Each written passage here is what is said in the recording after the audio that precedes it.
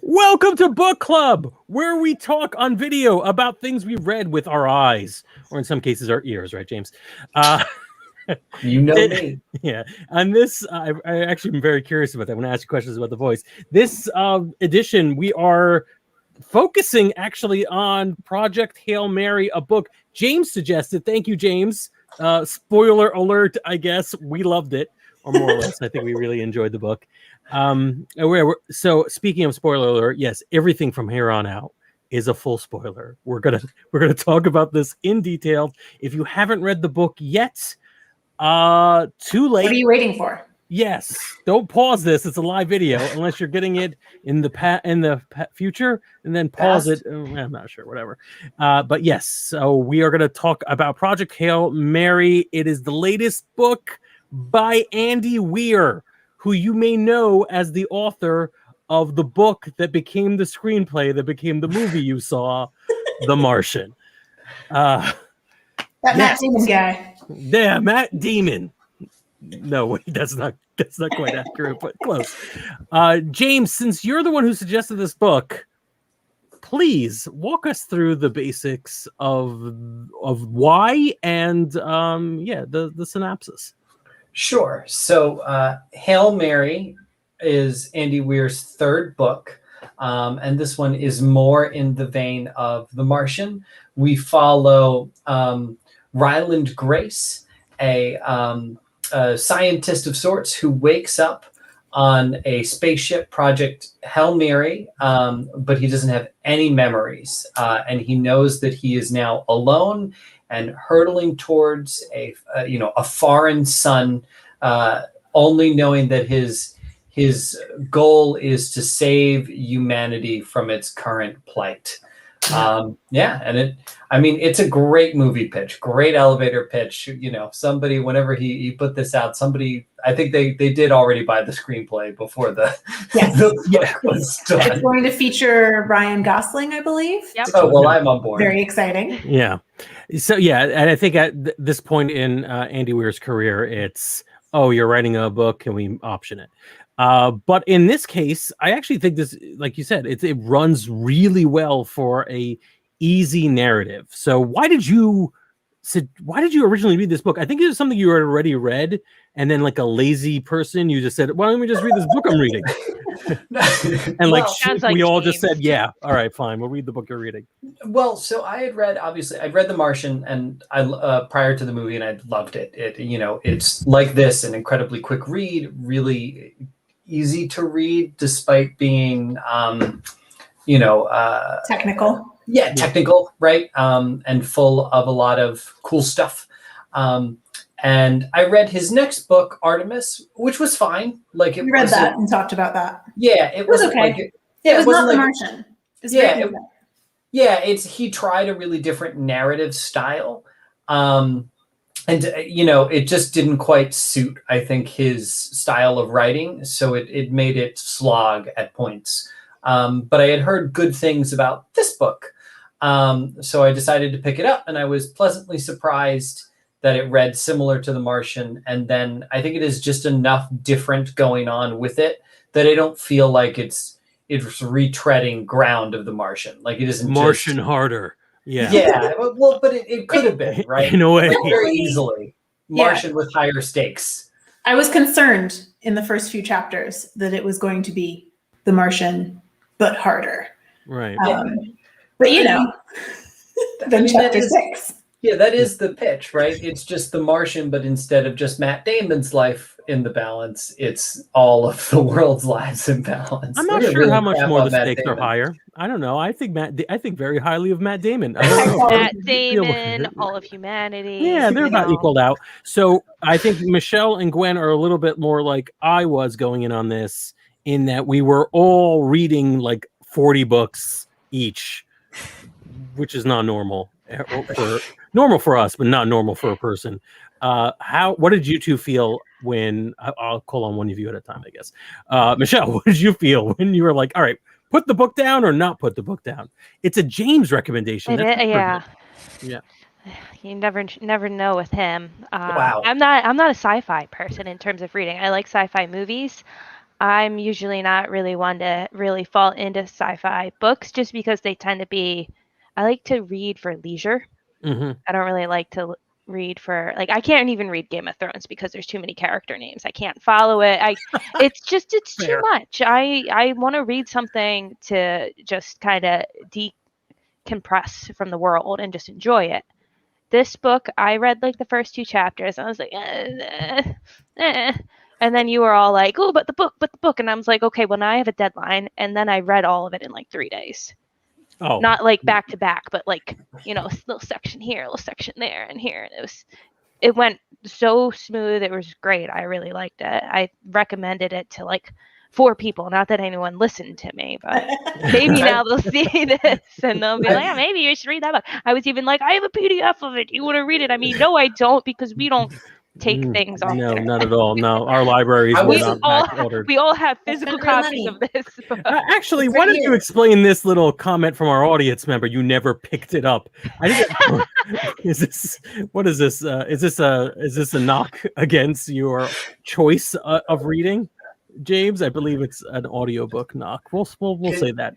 It is. I do most of my reading via audiobook these days. Though I probably could have read this one.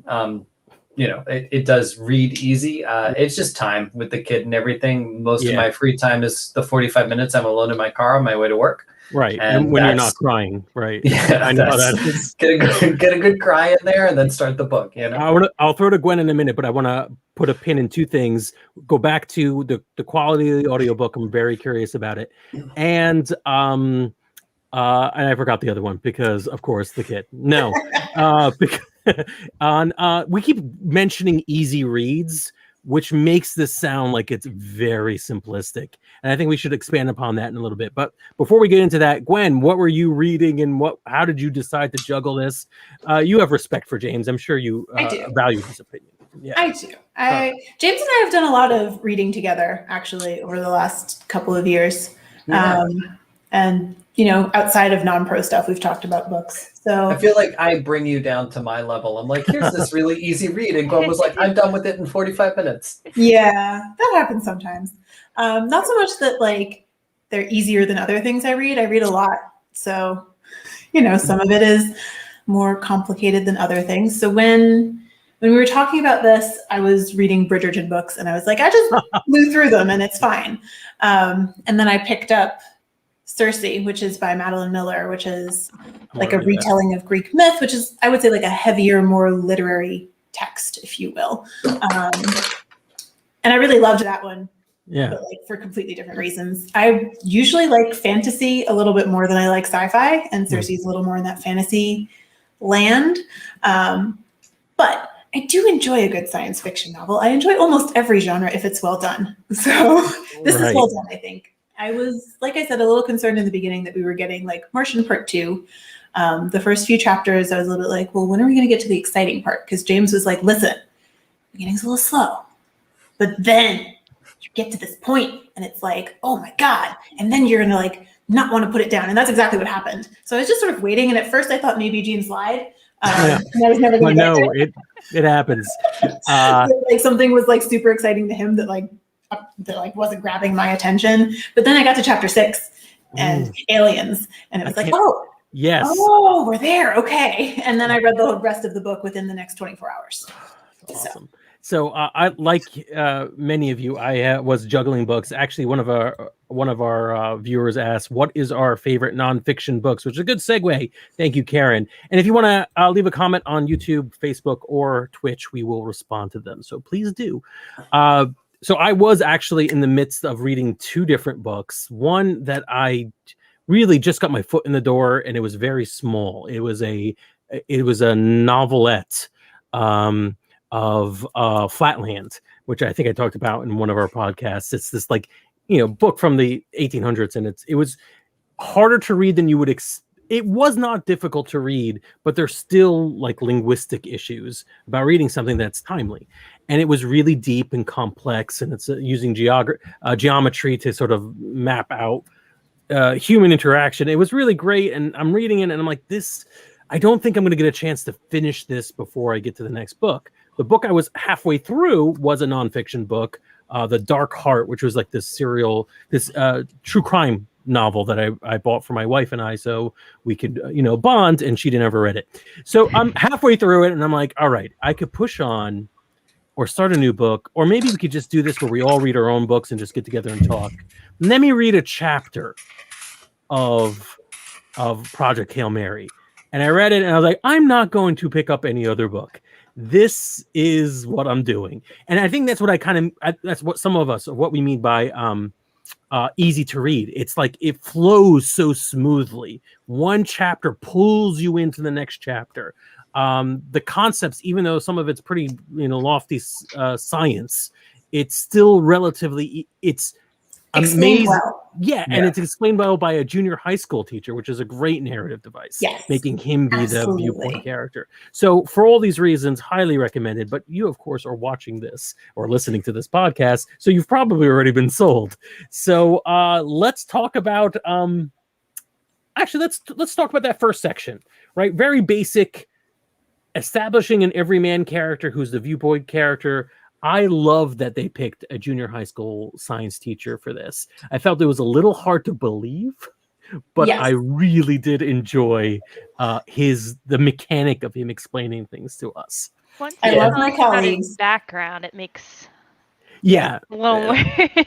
Michelle, go for it. Yeah. So he's the junior high teacher, but he's the discredited scientist that tried to claim that life can exist without water. So, which You're the guy, the non-carbon life guy. yeah. But to be fair, and tell me if I'm wrong. There's no he's just wrong. Yeah, he is time. wrong. He doesn't run into any non-carbon life. I always feel like he's going to get it. He thinks he's right, and then he gets to a point where he's like, "Oh, I'm an idiot. Another great I've been element wrong to this whole time." You're making your main character severely flawed, because otherwise you've got the sci-fi fantasy trope of the I know everything and I'm perfect. I'm the superhero. I'm the literary superhero. And Those are the he's sci-fi that I don't like. Yeah, and it's like, I am perfect and wonderful and fabulous, and also here's all this technical, complicated math that you're supposed to follow, even though you in the first are not 2 chapters a sciencey, mathy person. I'm dropping this item. This doesn't info go dumps right. are terrible. Let me calculate gravity real quick. I think it's the one. But this doesn't do that as horribly as other. I love that there was a whole section where he's like, and then we established language. You don't need to hear about it. I think James? that's one of the things I like with this over the Martian is it just feels like there's so many reasons for him being our narrative character, right? The character in the Martian's great, but you do have to throw away the fact that he's like, okay, cool. So I'm going to make a vlog for all of the layman people on Earth so that they can follow my story. Like, I mean, it's a good idea, but the guy's actually like trying to survive. It probably wouldn't be his first thought. Nobody has time. And I'm gonna think about all the right ways to explain this, so it's easy to wrap your brain around. Well, it's great and it's amazing to watch and read. Him being a high school teacher means he kind of thinks in that way. And then, like Michelle said, I think my initial question in this first part is, why? Right? Because it's like a high school teacher, but we get a little bit more and more as the book goes on using the flashback narrative device, right? As he's regaining his memories, we learn that he gets to be the first person to discover astrophage, which is of course the organism that's eating our sun. Yeah. And he gets, we learned that there are people, as we go farther on into the book, only certain people can be put into a coma safely because of genetic makeup. And he just happens to be one of those people, and it goes on and on. So many good narrative tools in this one little package of you've got an explainer as the main character because they are a teacher and they're a junior high school teacher. So that's they're used to making things more approachable. So he's going to do that, like James said. You've got amnesia, So he has to explain to himself why this is happening. Wonderful way of doing any kind of exposition, because if you think there are too many names in Game of Thrones, think about all the let me give you the history. And to Martin's credit, he does it over books, so it kind of plays out in a little bit of a smoother way. But Weir has a book to capture you, and actually probably only a few chapters. So instead of just saying, let me sit you down and talk about this bacteria I made up, he does it in a way that's it's a mystery that is very compelling. This is as much a mystery novel as a sci-fi novel, which I really appreciate. All right, we talked about it. We don't have, we should get to the kicker. Point was it chapter 16? Remind me. Chapter 6. Chapter 6. I texted James, I turned the page and I was like, oh, I was convinced that was a red herring, that it was going to be something else, or his mind was but yeah. So James. So Katie and I started listening to this on the way to from Vegas to California. I was doing a work thing, and then we went to a wedding after. And I was honestly planning to listen to it with Katie, and I was it popped on right at the end of chapter 5 into chapter 6 or whatever, or chapter 6 into chapter 7. And I'll just listen for a few minutes and then I'll pop it back. And I never went back. Sorry, Katie. just to she ended up just reading the plot synopsis online, because that's what she does.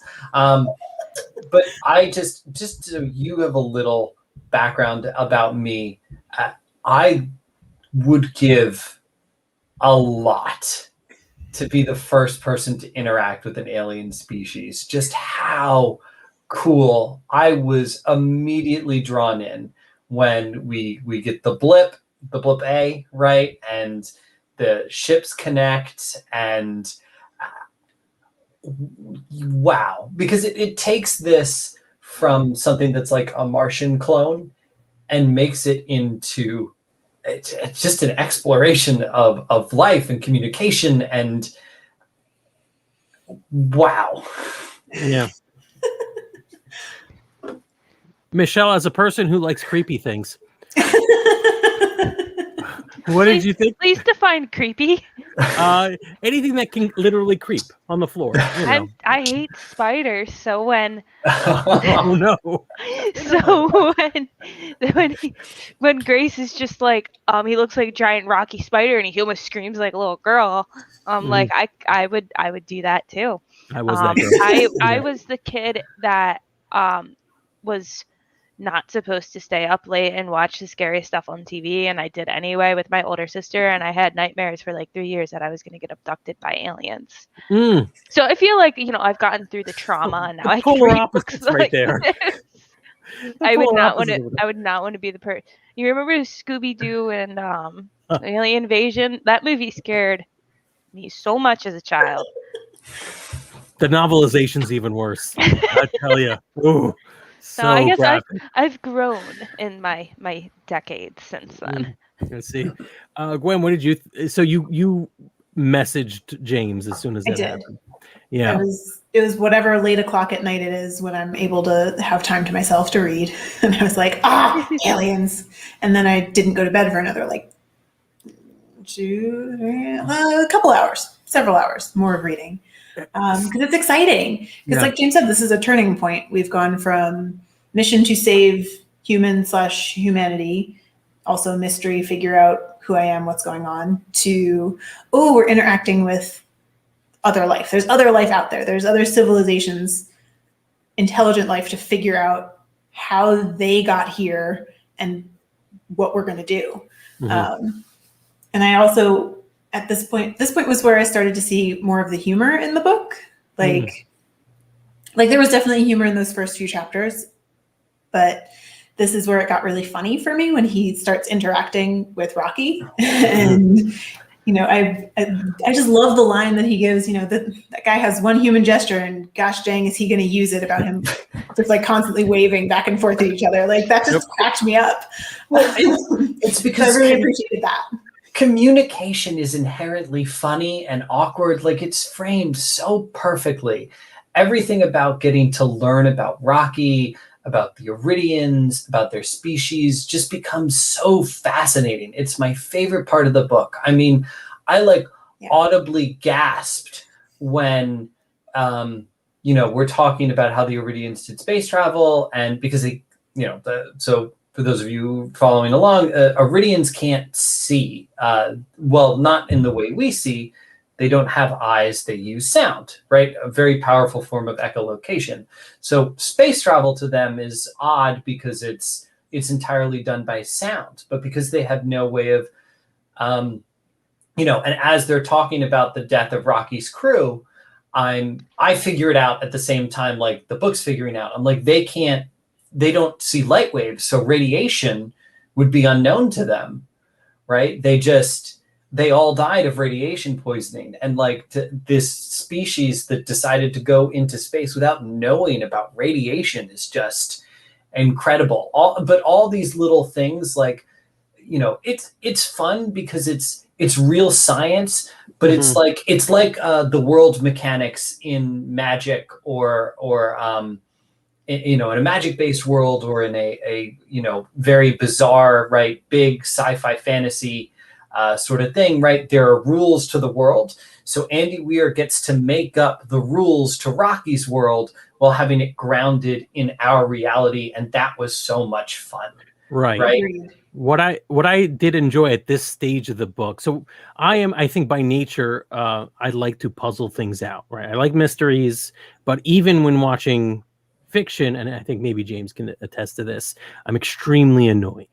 Right, because I am trying to figure out the movie before the movie tells me what the movie is doing. Right, and the same thing goes with books. You must be fun in a murder mystery dinner. It's intolerable to the point where Iman will now be like, "All right, pause. What happens?"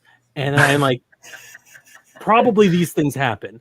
And then if they but to her credit, if they do, she gets really excited. She's like, "You did!" It's like I did a magic trick, and all I do is I kind of know, for the most part, the rules of narrative and why a story can go. If you understand genre, yeah. So while I'm getting to this stage of the book, there's two puzzles to figure out. One is the entire how are they going to figure this thing, solve this situation? How do we save the sun? And how the second part is. So when the aliens are introduced, the stakes change for me, because beforehand it seemed like there was nothing, like there was no realistic way this could be solved by one person in a spaceship at the end of the world who was a junior high school teacher, and it just felt a little weird. Once aliens were introduced, I'm like, well, pretty much anything could happen at this point. Another group of aliens could show up and be like, oh, we made this just for fun. Sorry, didn't mean, and anything could happen, so that the mystery of the novel becomes more complex. But it was replaced with additional mysteries, which is how is this science fiction author going to make this alien race feel genuine? And I think it was great. It's totally not plausible at all, but totally interesting. No. Well, you have to suspend some disbelief. Yeah, the part that threw me was the weeks. After a few weeks, we basically didn't need. We could understand each other without it. I'm like, no. There was actually an amazing article. I'll do a quick sidestep. I think. Oh God, is Ars Technica has the article? I promised I would have looked it up and then I forgot.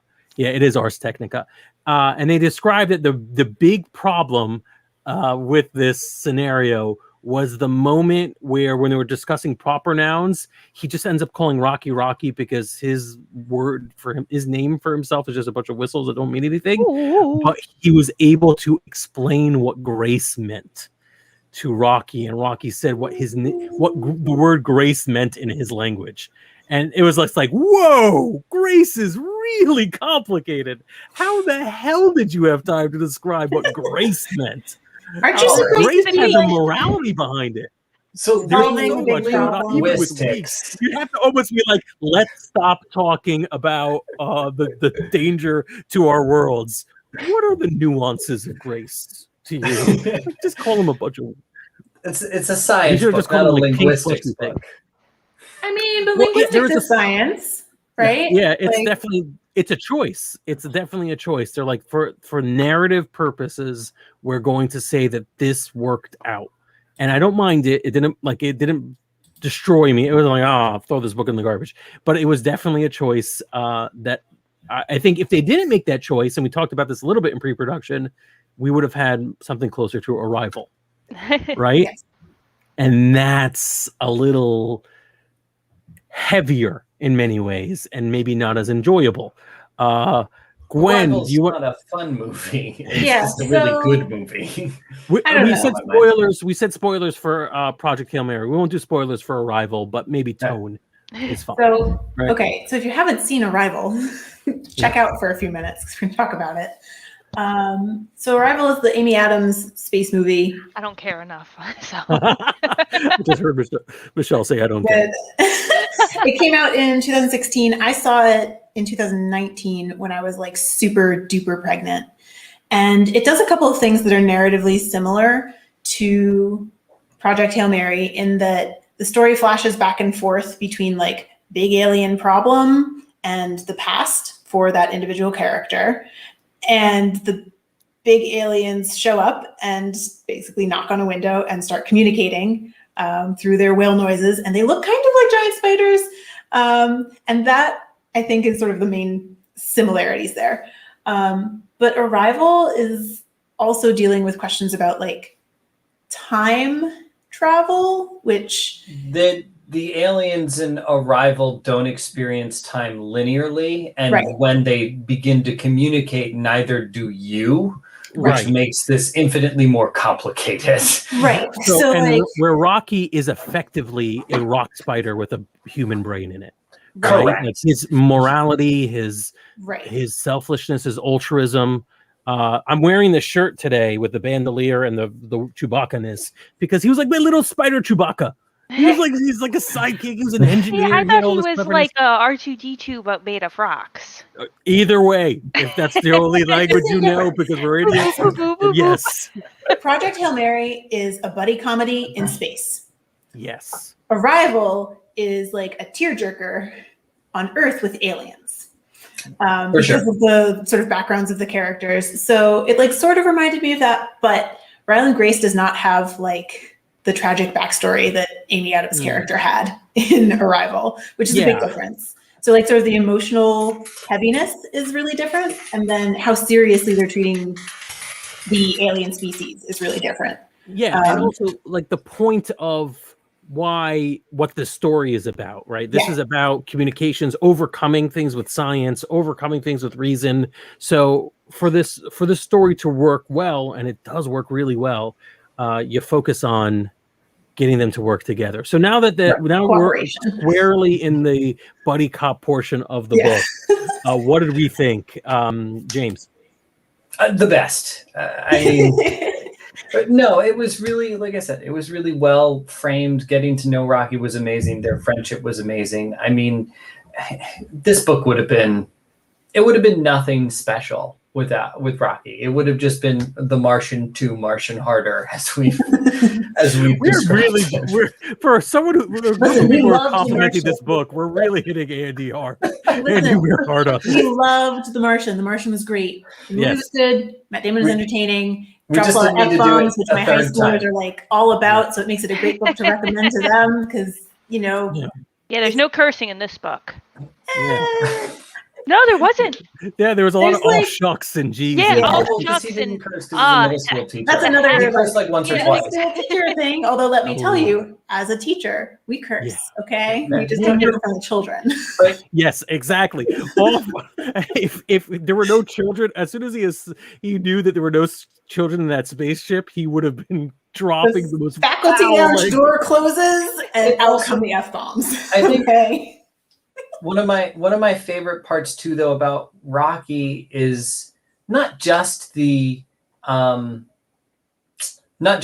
that the potential that Rocky has enough astrophage, which they use as fuel, could possibly get Grace back to Earth, which obviously amazing for him because it was supposed to be a suicide mission. I think just the interest in Rocky gives Grace more pep, more will to live, to really get through this problem in a way my that's God. exciting and good. And Rocky, He needed like a buddy.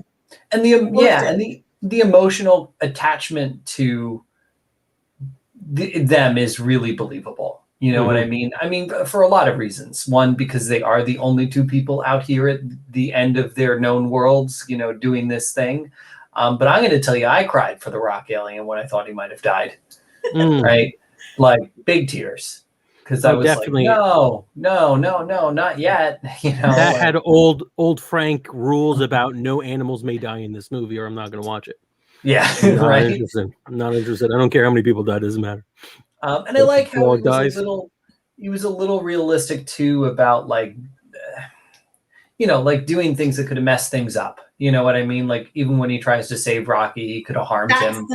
That's the thing about this book that I think I liked the most compared to, like, we were talking about like the science fiction that takes itself so seriously, and you've got that like I'm too perfect hero. Like keep thinking of Ender when you say that for Ender's Game. I don't know if that's a good comparison, but Ender is like by the end, he makes mistakes and he realizes he makes mistakes, and then he feels terrible about it and he tries to fix it. And a lot of the time he F's up again. Like it happens. He's very human, and it makes it, I think, a little easier to connect with this story, because like people who actually become astronauts, like, are trained to within an inch of their lives. They know exactly what the protocols are, and he doesn't. Not really. Yeah. So, the everyman aspect. He has the bystander education of being an astronaut. Right. That was one of those things that I had been slowly was predicting as the story was going on, which I don't know why I'm patting myself on the back for that one. That was, I think, pretty well telegraphed. He's like, all right, I will be training you both on every little step of this, of how to be an astronaut. I thought the two of them were going to run away and get married in secret. Oh, not an explosion. Not die. Yeah. I thought maybe like she was gonna get pregnant or something. Yeah, I thought something was gonna go on there. I very much enjoyed what was his name? Du Bois. Yes. Where we've entered a relationship. I thought you'd like to know. I don't need to know this. Oh, but we just want to let you know. And she's on birth control, and we don't have to worry because the world's ending. Yeah. One of us is gonna die. Okay. Do you have time for a quickie? Say in 15 minutes. Let's schedule this in between our training sessions. Room class. I love how awkward he is there. That. Can we shift gears a little bit to the flashbacks? Right before we want to do this. Right before that, because I think it ends up, and I think we're talking about how human, like scaling out like emotional response. So imagine how heavy those scenes are, and this will transition to flashbacks of all the kids I taught in school. They're going to be old by the time I get back, and many of them will be dead. Right, that hits hard, very hard. Thinking about the little kids you're molding their lives, and that they're going to be facing a lot of obstacles in the future. That's true of many of the people on this conversation in this podcast. My little babies. Yeah, you're thinking about them and like, well, did I just basically make them destined to suffer, or are they just destined to suffer now? If he hadn't had Rocky to also like, wow, a new alien race, that really lightens the mood significantly and necessarily in this story. So again, perfect time to bring it up right as you're talking about how the world is probably, even if it's saved, it's not going to be great. But also, I like that Rocky isn't like entirely light. Right, he comes with his own baggage, the loss of his people, the not understanding of how time works in long-term space travel. So he will also, he doesn't really have to grapple with the same problem because, he lives for 400 years or whatever. I grappled with that problem. I still don't understand it, and I'm never gonna, and I'm okay with that. So the relativity of time. Yeah, it's the theory of relativity. Don't try to we don't have to do this. We don't have to. It's fine. Sure, but so if you're traveling and James, you're not allowed. No. You're not allowed. No. You were talking about flashbacks, and I transitioned perfectly for you. Yeah, so let's talk a little bit about Strat and the flashbacks. So this was definitely something that I think at the beginning I was like not less interested in, but like I saw it as just a standard narrative device. I didn't originally think I would find the stuff that happened there really interesting. But then I started to enjoy and like those characters there too. You know, and I think really honestly, one of the most interesting characters, and I think one of the most unrealistic yet maybe realistic things about this is maybe Strat and the organization that this runs. Because Not realistic because it's a woman. Yes. A woman would never be given that kind of power. Exactly. probably not. James, you're not allowed I to say anything at this appreciate- point. The diplomacy and the appreciate- politics is the most unrealistic Yes. thing in this book. Yes. Past the alien, By far. Russia, China, and the United States agreeing Never. to do the same thing Never. with a Never. woman in charge? Never. Never. No. Never. They blew up Antarctica. Yep. This would never happen. No. Like, let's just pollute more, guys. We're gonna do great. Blows up But Antarctica. once you've suspended your disbelief on like the sciencey things Yeah. and the alien things, it's like, okay, sure, we'll put a bitch in charge. Why not? Why not? So for the record, for those of us who are listening to the podcast, I literally muted James and I. Like, no, we need to give them this floor. I appreciate Andy Weir trying to do a thing for the ladies. Yeah. I appreciate it. My point here, though, I don't believe is it, but I appreciate it. We did have some strong female scientists, and I believe did. those. That was good. My- Yeah. I think my point here is though Gotta that see like it to be it. obviously without like a singular focal point of someone to just say like, hey, you're going to make the decisions and then we'll crucify you later, right? You know, like that is a really good way of handling this sort of problem. But For we the didn't narrative, even it get makes sense. to a pandemic here. Do you think we'd be Yeah. able to do this? So this was definitely written most Yeah, of this was written pre-pandemic, and now it's like, but Okay, so we would all die in this circumstance. Yes. Yes, Yeah. we would. Yeah. Yes, we I would. do think that so Andy Weir is writing sci-fi, and part of that is, you know, cautionary. So a lot of this is like, I don't think this was, hey, maybe we should pollute some more. Although that's probably the only part of the book that they'd be like, yeah, let's do that part. I like that one. Yeah, let's just blow up some icebergs for my Jeffrey gender Bezos is reveal reading party. this The like, poor yes, climatologist. icebergs. I feel bad for For him. those polar bears. Right? Gender reveal party. I felt real bad for that guy, Yeah. the French climate guy. Yeah, the Yeah. French climate guy.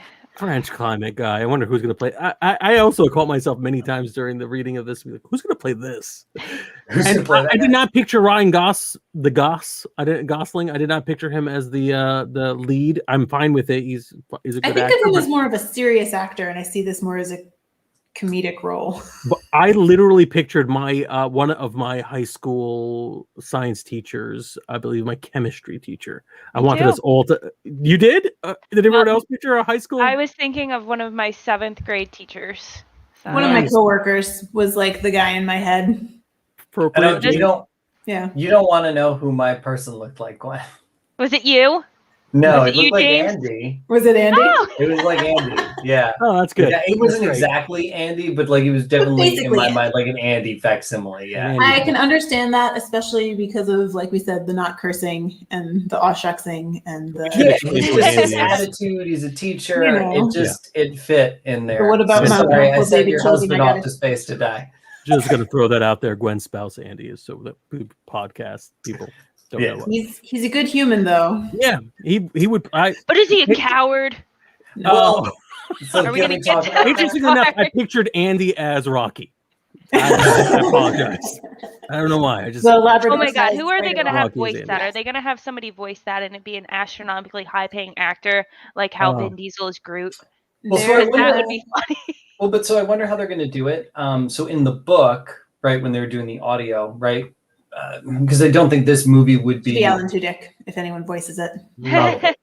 This movie probably wouldn't be good if you couldn't actually have a conversation with Rocky. So early on, when they were using the machine to communicate, they would have, you know, Grace talk in the book, and then Yeah. they would just make the noises, like synth I- noises for That's what I Rocky. assume will happen. It'll just be like a Mhm. subtitle that throughout or Well, dubbing throughout. But then I want to hear the whale song. Yeah, when they tossed out the thing, what they would do is they would play the synth noises, and then they had like a synthetic voice sort of say the things, but with kind of like the musical synth noise in the background. Yeah, that's what and that worked pretty well. Yeah, So you understood that he was speaking a different language, but you didn't have to, you know, rocking You out. didn't have to learn to speak alien whale. Yeah, alien whale. All right, so we were gonna transition. Well, let's talk a little bit more about Strat as I think interesting character, interesting way to do world building through flashbacks. For sure. And like as you said, James, as it was going on, I became more invested in finding out what's going on. Obviously, the first mystery is why is he there? Second mystery is what's going on with this alien, and the third mystery is why is he there? Why is he there? Well, because like you feel like early on you just get like all the reasons why he would be there. Oh man, he was the first guy to work on this thing. Yeah. He's working with the team. He's so close to Strat. Like he's got the gene. Like it just makes sense that at some point he volunteers. At some point he decides, yes, I'm going to do it. I'm going to save Gonna humanity. do it for the kids. Yeah. I'm going to tell you Gonna the fist thing. bump the alien for the kids. The thing I was not expecting, which I liked, was him to say no.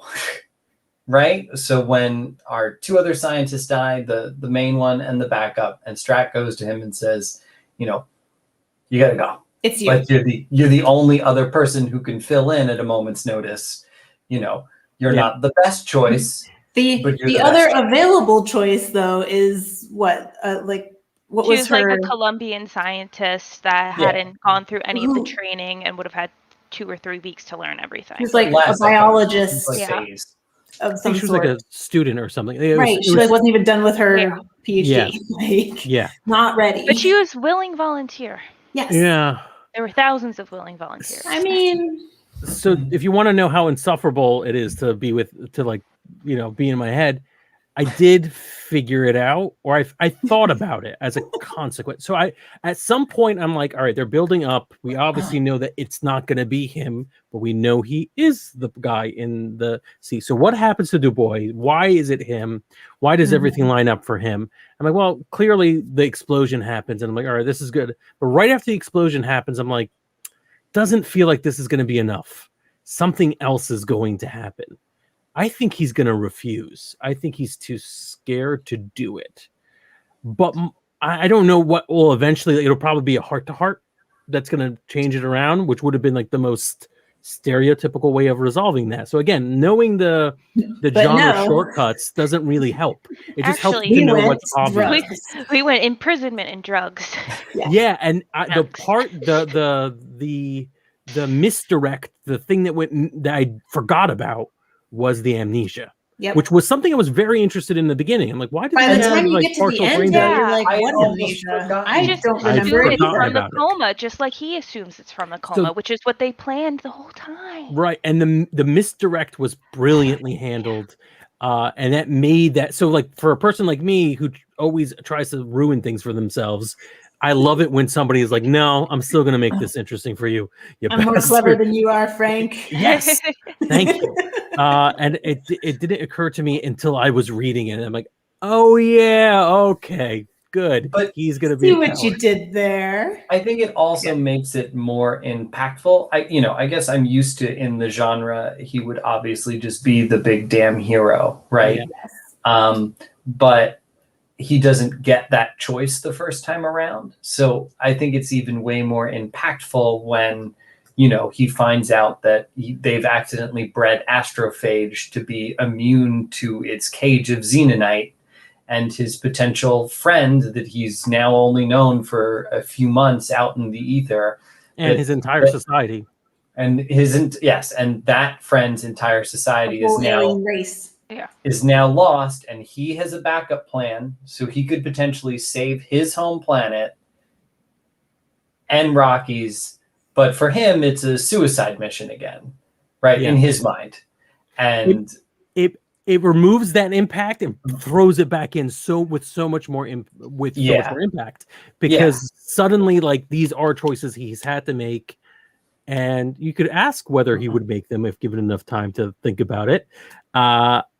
I don't know. You could also ask whether or not he would have said no if it approached him at all like genuine, kind human beings, as opposed to calling him into a meeting saying, hey, guess what? You're volunteering.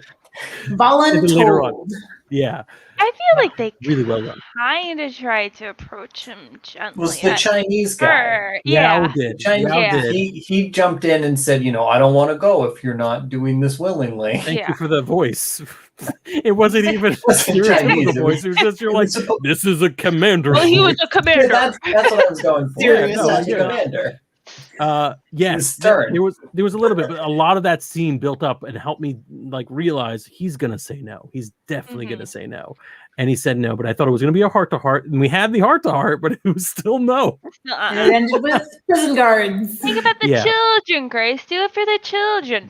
Yeah. No, send one of them. They can do it. Screw the children. Definitely had a moment though, as a teacher. All the things I've been asked to do this last year, where they're like, do it for the children. And he's like, no, like my life matters too. And I was like, right, it does. You're right, it does. And he's like, but in this case, you're wrong. You're right, but you're also wrong. But in this case, we're definitely at the end justifies the means by like a very large margin. I guess so.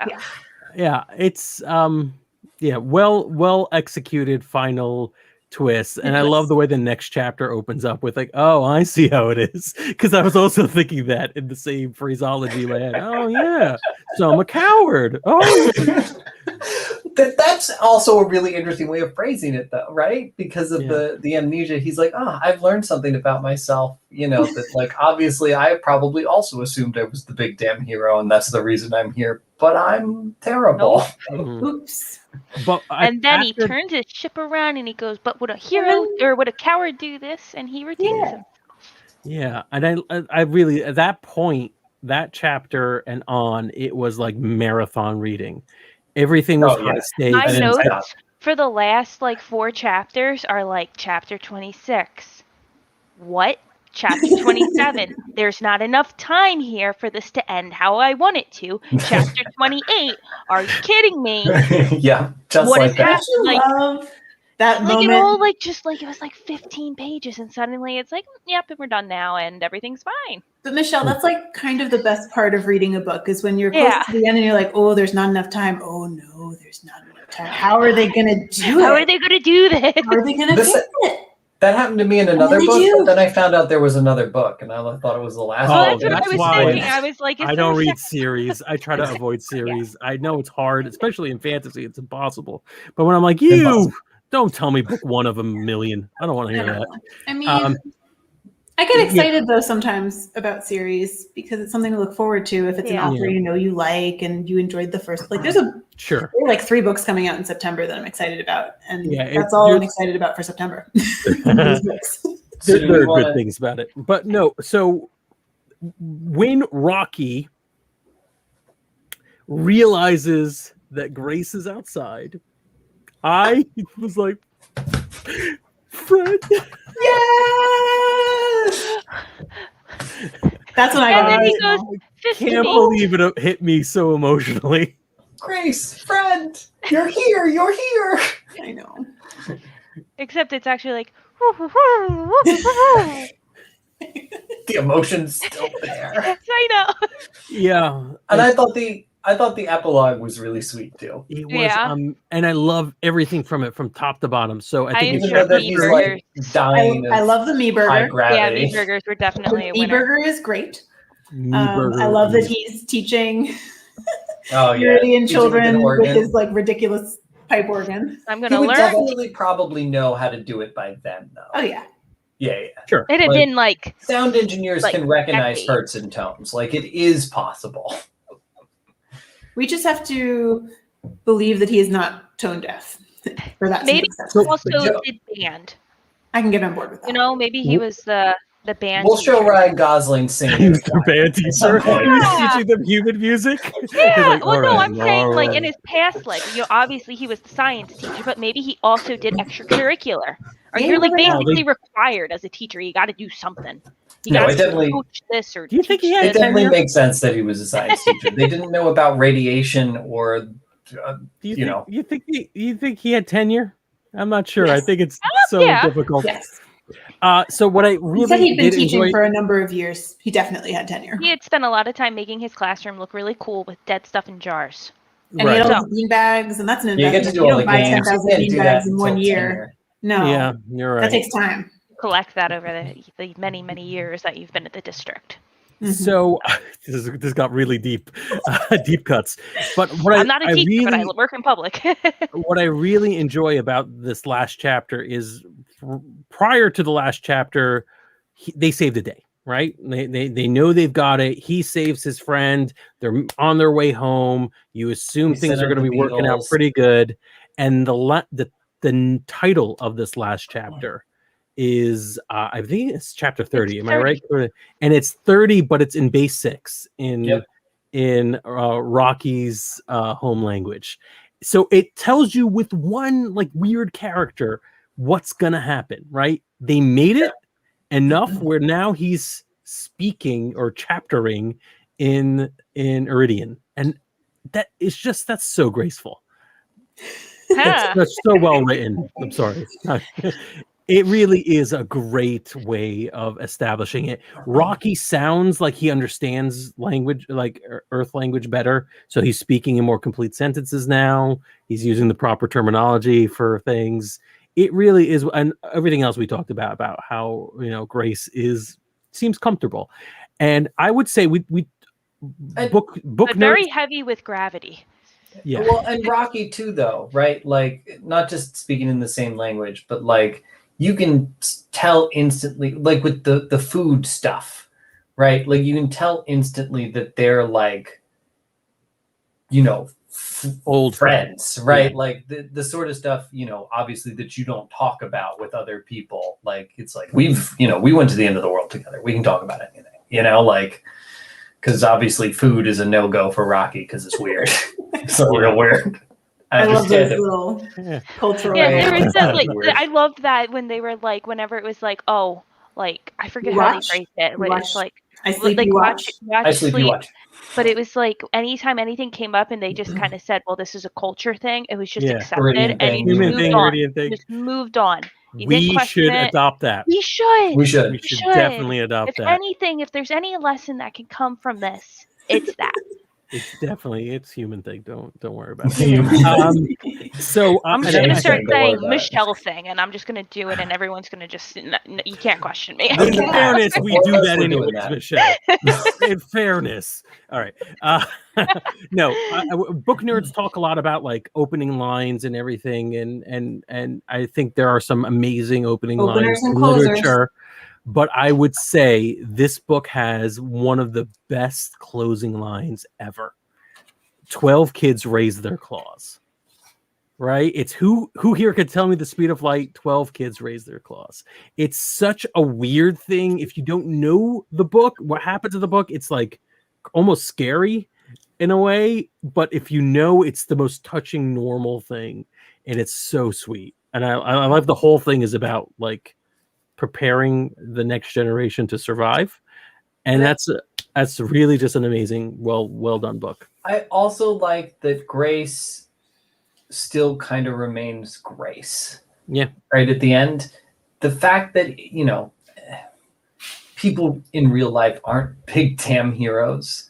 Yeah. Even the people we frame to, they don't really continuously run into situations that put their, you know what I mean? Like Grace had one really big jump, big damn hero moment, and he did it. And right? Now he's back to goofball. He's still on, I'd say 40 Iridian because he's scared to go home. Right? Yeah. Well, no. Up until that day, he didn't know there was a home. Yeah. Right? If he would have been a one-way trip, right? He would have been there, and potentially that's it because he would have died along the way. But now he knows, and he has to decide whether or not he wants to go. But he's like he has a moment where he knows Earth logically must have survived, and right? He can. What he doesn't know is it's Caesar and the monkeys. Wow. Not at the spaceships. Oh, man. Just because the planet survived this doesn't mean that we didn't mess it up some other way. Oh yeah, definitely. When Stratz was elected emperor for life, and she's got some sort of reverse aging technology. She's still there. Sure. I was actually trying to remember the reverse Handmaid's Tale thing going on. There is just women in. There is a morbid, curious part of me that would want to know what the epilogue chapter would look like For from Strat? Earth. From Earth. Let's Yeah. do Not it. just from Strat, but from like Earth in general, right? What- How were these people memorialized? What What did are some they of your- know? I want to talk about our favorite parts of the books that we haven't already mentioned, and then maybe something that you thought you wanted to dig a little deeper on. I mean, I get the obvious one to get out of the way is what happened. I want to know what happened to. So I'm not just doing what James just did. I want to know what Earth thought all along, right? I want to know once they get the message, what was in the message, right? Did Grace have said use this, or did he said so? I woke up. And guess what I remember? Or was it like piecemeal? Was like, because I assumed he was making video diaries the entire time, or this whole thing was a diary, because you don't know when you die, right? Something could happen, and you want to give them as much notes as you possibly had. So he's like gradually more hairy, bearded, and more angry when he realizes he's a cow. Like that's what I want to see. I want to see people's reactions to what happened to Grace. Michelle. All right, I'm pulling up my notes. So,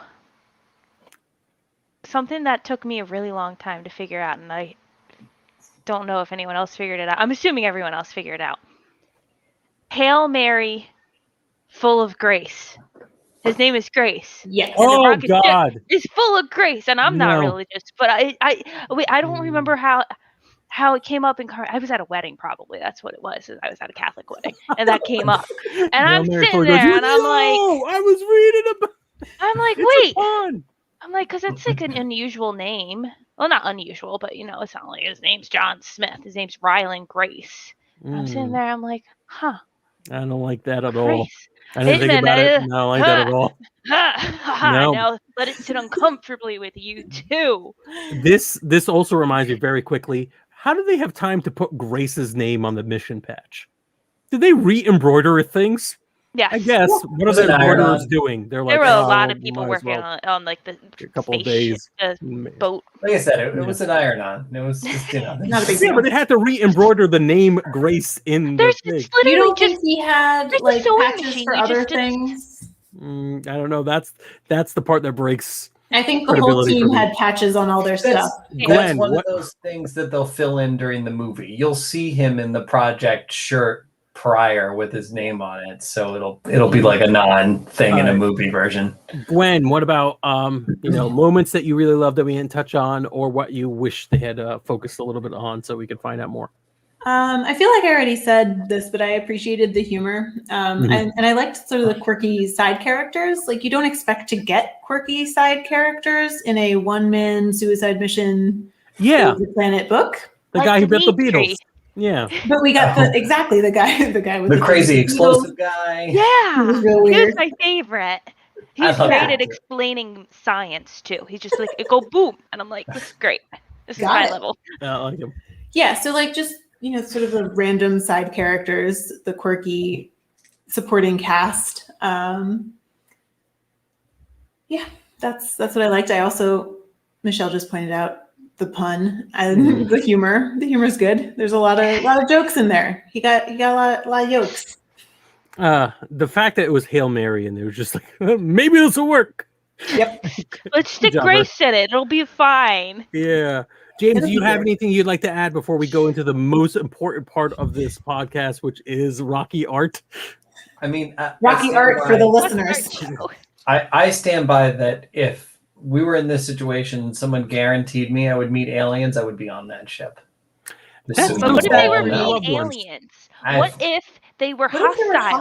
hostile? Yeah. I feel like Like, your that was loved just- ones are That gonna was be- legitimately one of my concerns when we got to the aliens part. I was like, Mhm. wait, They're gonna blow But each they other up. explain That's the it. end of They the book. explain it really I had a well. lot of anxiety about that. They explain it really well in the book. He's like, "Why did this happen?" He's like, "Because we have the exact same problem at the exact technological point, right? We wouldn't be hostile to each other because, right? We don't, we're both trying already to solve this desperate. I problem. We don't have the intellectually ability." understand that, but in my heart of hearts, I know humankind Oh, it's is sci-fi. violent and terrible, Oh no! and it And if makes me aliens, anxious. and you But have to maybe understand, the other like, people we if run into out aliens- there are also violent and terrible. If aliens pull up outside in a spaceship to Earth, it ain't gonna be Star Trek. They're here for resources. But in a situation like this, like, it kind of works. I don't know. I think a lot of this is, and honestly, I can't. It's the general anthropic principle, basically. Like he says, you've got, like Rocky says, if we were smarter, if we were smarter, we would have avoided this, and if we were less smart, we'd be dead by now. And this is sort of like everything. It's the Goldilocks principle, but because like, it can only work this way. Like, they I use like that it. same. At very least, it's a great narrative, whether or not it's accurate or not. They use the same theory to find the amoeba, or whatever they end up calling it. Yeah, is everything has. Talmoeba. They eat the Talmoeba. I couldn't pronounce it. Was How great. did they? Talmoeba. I love Rocky being able to solve a puzzle that easily. He's like, yeah, why don't you just eat the Talmoeba? And he's like, Rocky Grace was much smarter than Grace. Like, and he told him all the time, "You are stupid. Stop being stupid, human, and go to bed." Yes. They've got like perfect sort of like the call, like All right. While we're showering Rocky with so my favorite thing we didn't talk about is the ship. I really like the ship, the centrifuge, the way the ship works, the way they thought about the science problems. Like, thought that was really cool. I'd love like a little model of the Hail Mary. I think that'd be awesome. Yeah, I love that. It's something I would have been all about as a kid. I enjoyed it very much now, but it's one of those things where you like. Normally, you don't want to use that as the basis for a story, and I think in some ways it was. But to be honest, it worked really well. And from a filmmaking perspective, I'm sure potential directors are like, "Let me at this. This is going to be fun." Yeah, James, there is a photo in the actual book. Yeah. I don't know if they gave There's it to you in the audio book. Oh no, they didn't. Here, I'm pulling it up. Oh, thank you for bringing that up. Actually. Oh wow. Yeah, it's pretty cool. Oh man, that's awesome. That is not at all what I imagined it to look like. Yeah. So I'm gonna go look that up. And you can see the way that it like spins and everything in the other page. Before we move on, James, what was your feelings about the audiobook? Good reading, good voice, good. I assume. Oh, really enjoyed it. I think they did a great job with the audiobook. And little note for that last chapter, it didn't say 30, it played in music. Oh, even better. That's well produced. Who is the narrator? Well, you can look it up with it. So right now we're going to talk about Rocky fan art. Ray Porter. We don't. I'm saying his name one more time so I didn't step on it. Ray Porter. So he's done a lot of television and read a lot of books. There's no picture of this alien that is such a huge part of the story, at least not in the book. He's going to be represented eventually visually, and I have to admit, right when I was certain that this was an actual alien and not some weird misunderstanding where like it was a time dilation thing. That's one of my theories, by the way, was that he went and then Earth sent a better ship like 10 years after him. Oh my God. Can I tell you, I was so glad that this didn't have anything to do with time travel. I'm a little over that trope. But the concept was kind of funny that they would send him. And then like after 10 years of tweaking it, they're like, we could do this a little faster. He absolutely would have found the humor in that situation. And by he, I mean Andy Weir, not Ryland Grace. Ryland Grace would have been incensed by that. But so I looked up what Rocky may have looked up, and it probably informed a little bit of what I've seen. But I tried to draw this the most from memory of the description. Then go back and research it. I'm going to go through all of our fan art of what we think Rocky looks like. I'll start with myself. And we're going to be visible on the sides of the screen as I do this. So you could like lean in and try to do. Everyone remember which way you're leaning. Yeah, that's this it. Direction. Okay. James, the other way. Yeah. There you go. No. I don't even remember if he actually says fist me. He does. He does. Fist me. And then he's like, buddy, no, fist bump. Not fist me. That means something else.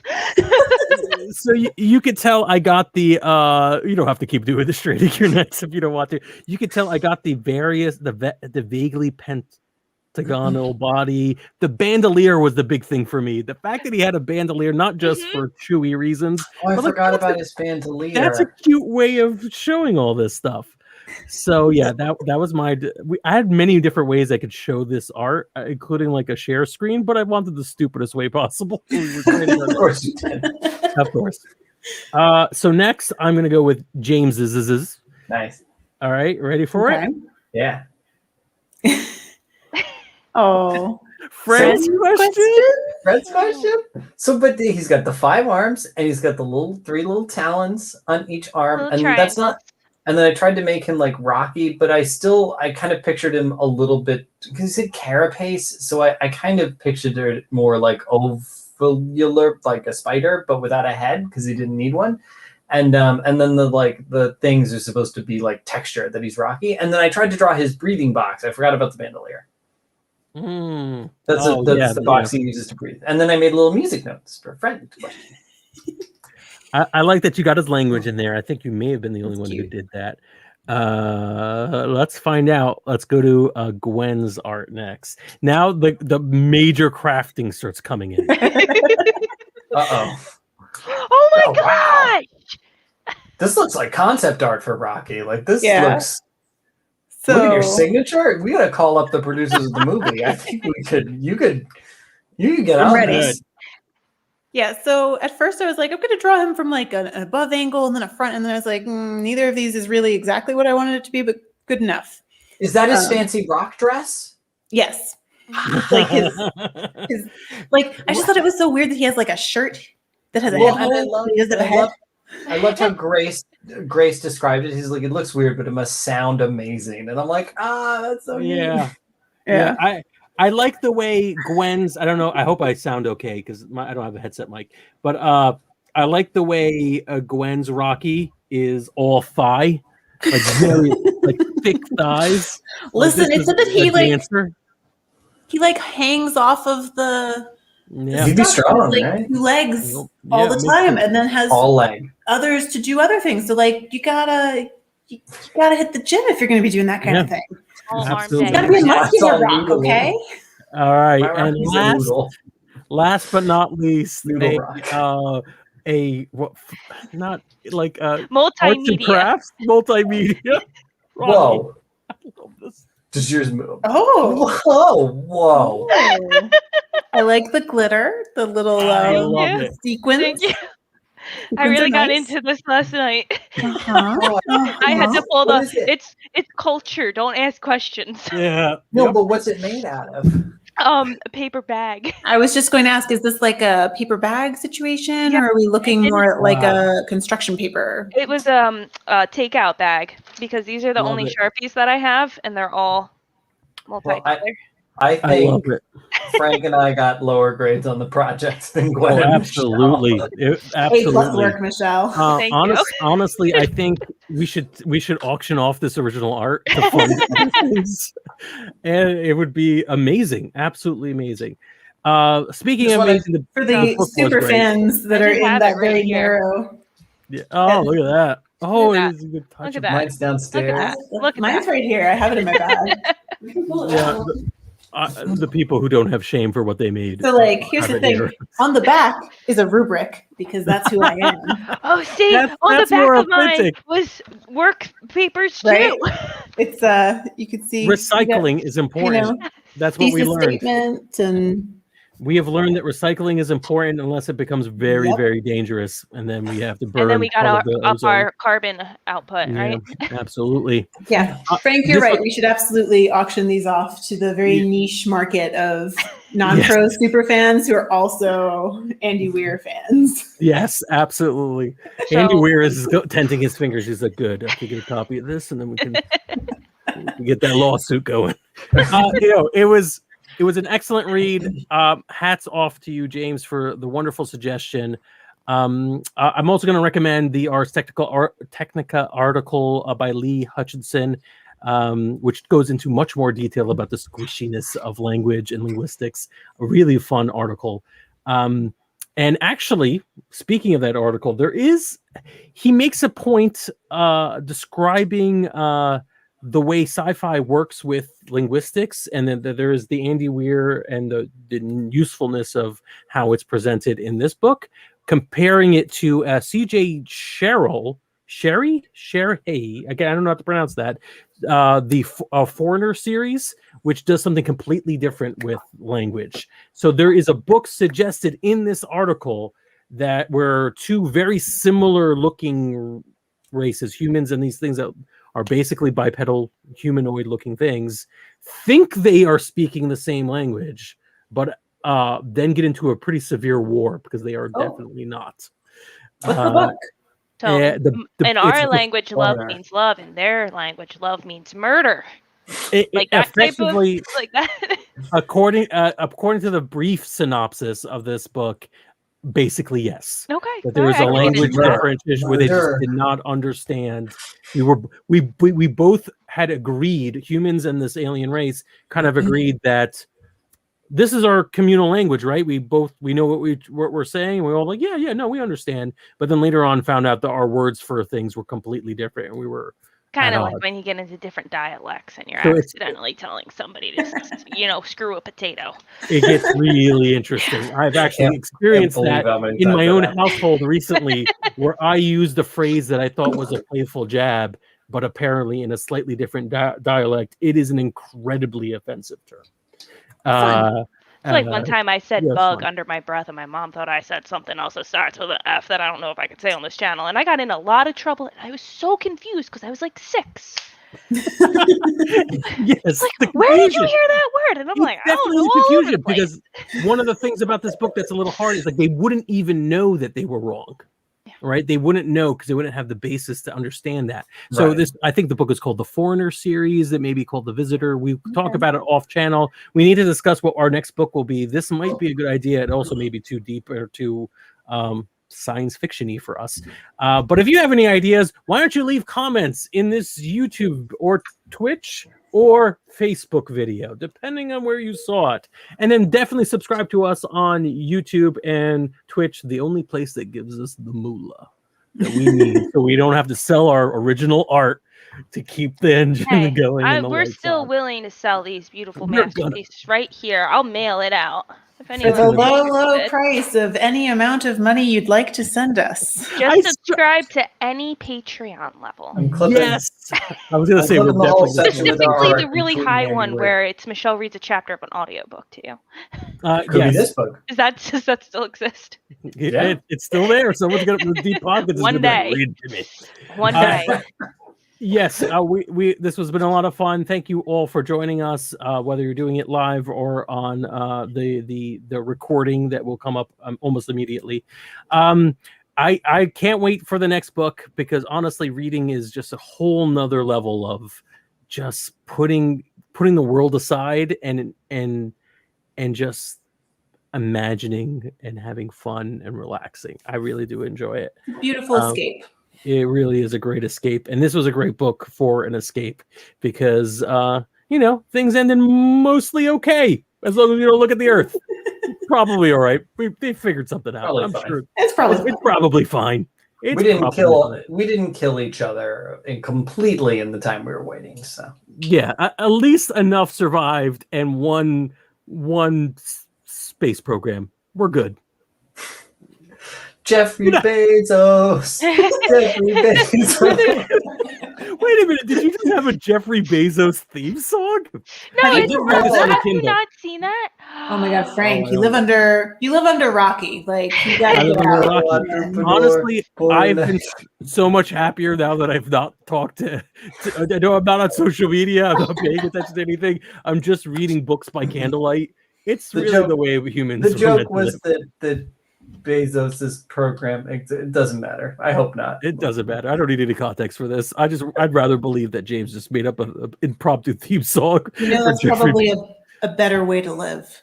Yes, indeed. So thank you all for watching. Like, follow, subscribe. You know the deal. And goodbye.